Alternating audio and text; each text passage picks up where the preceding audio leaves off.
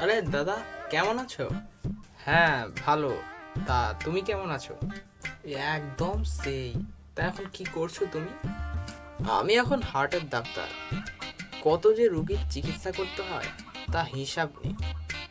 তা তুমি এখন কি করছো?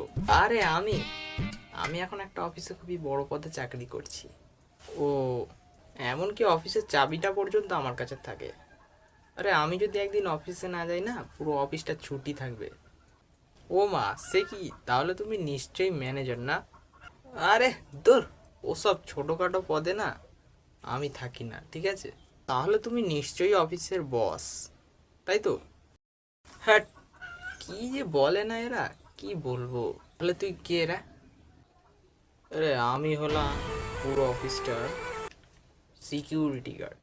हो अंडरवर्ल्ड में जिक्र आया रां के नाम का।